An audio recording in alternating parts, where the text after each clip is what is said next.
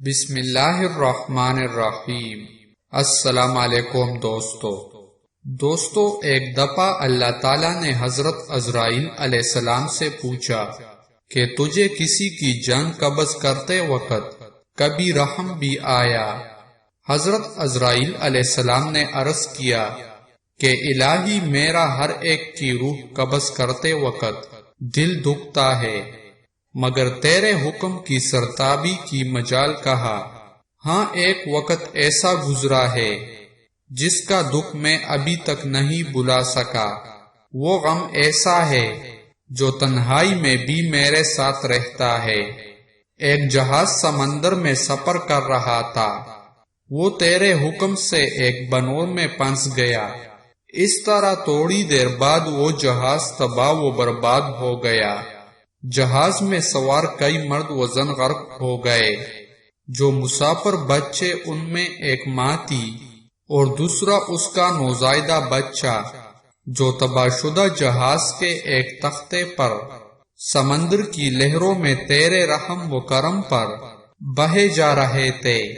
تیز ہوا نے انہیں انن پنن سینکڑوں میل دور سمندر کے کنارے پر پہنچا دیا۔ میں ماں اور بیٹے کے بچ جانے سے بہت خوش ہوا۔ اسی لمحے تیرا حکم ہوا، ماں کی روح قبض کر لو۔ میں نے مولا کریم تیرے حکم کی تعمیل کی۔ باری تعالیٰ تو خوب جانتا ہے کہ یہ حکم پا کر میرا کلیجہ کانپ گیا تھا، اور جب میں نے اس طفل شیرخوار کو ماں سے الگ کیا تو مجھے کس قدر تکلیف پہنچی تھی، اب یاد آئی ہے تو آنکھیں آنسو سے بھیگ گئی ہے۔ پھر حکم الہی ہوا۔ کیا تجھے پتا ہے کہ بعد میں وہ بچہ کہاں اور کس طرح پرورش پاتا رہا؟ عزرائیل علیہ السلام نے عرض کیا، اللہ تعالیٰ عالم الغیب ہے، ظاہر اور باطن اسی پر آیا ہے۔ اللہ ذوالجلال نے فرمایا، ہم نے موج سمندر کو حکم دیا کہ اس لاوارث بچے کو اٹھا کر ساحل پر ڈال دے۔ ساحل کے قریب ایک سرسبز و شاداب جزیرہ تھا۔ ہم نے پھولوں کو حکم دیا کہ بچے کے نیچے سیج بچا دے۔ سورج سے کہا، اپنی تیز شعاؤں سے بچے کو محفوظ رکھنا۔ بادل کو کہا، بچے سے ذرا فاصلے پر برسے۔ درختوں کی شاخیں خود بخود جھک کر پھل اور ان کا رس اس کے منہ میں ڈال دیتی تھی۔ جزیرے میں ایک شیرنی کی ہم نے ڈیوٹی لگا دی، وہ روزانہ اسے دودھ پلاتی۔ شیرنی کے خوف سے کوئی جانور بچے کے پاس نہیں آ سکتا تھا۔ اس جزیرے میں ہم نے خوشنوا اور حسین پرندے بھیجے جو ہر وقت چہچہاتے تاکہ بچے کا دل پریشان نہ ہو۔ ہوا کو حکم دیا کہ اس پر سے آہستہ آہستہ گزرے تاکہ اس کو کوئی تکلیف نہ ہو۔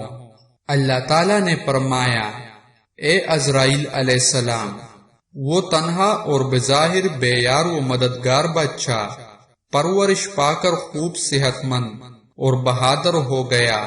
ہم نے اس کے پاؤں میں کبھی کانٹا بھی نہ چبھنے دیا۔ دنیا جہان کی نعمتیں اسے عطا کی۔ اب اے ملک الموت علیہ السلام، تو جانتا ہے وہ بچہ کہاں اور کیا کر رہا ہے۔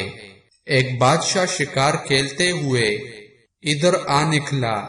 وہ خوبصورت صحت مند بچے کو دیکھ کر بہت خوش ہوا۔ اسے اٹھا کر اپنے محل میں لے گیا۔ ان کے ہاں کوئی اولاد نہ تھی، انہوں نے اسے اپنا بیٹا بنا لیا۔ بادشاہ کے مرنے کے بعد وہ اکیلا تاج و تخت کا مالک بن گیا۔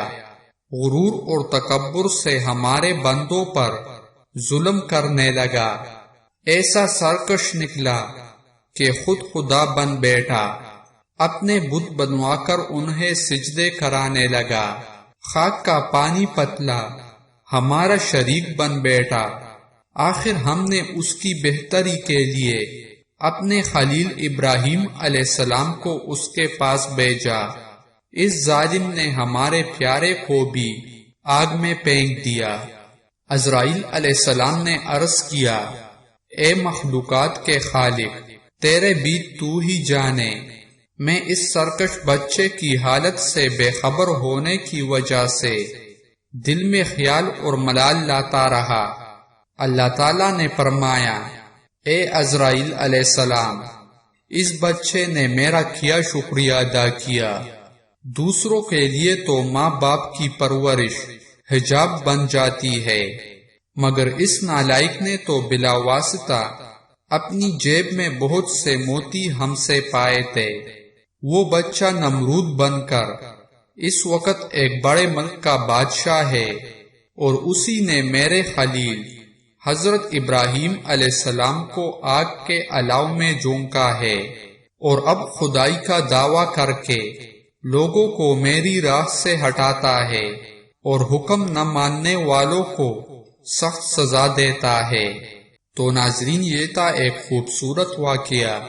امید کرتا ہوں کہ یہ واقعہ آپ لوگوں کو پسند آیا ہوگا۔ اگر پسند آیا ہے تو آپ سے گزارش ہے کہ مزید واقعات سننے کے لیے ہمارے چینل کو سبسکرائب کریں اور ویڈیو کو لائک اور شیئر کریں۔ جزاک اللہ۔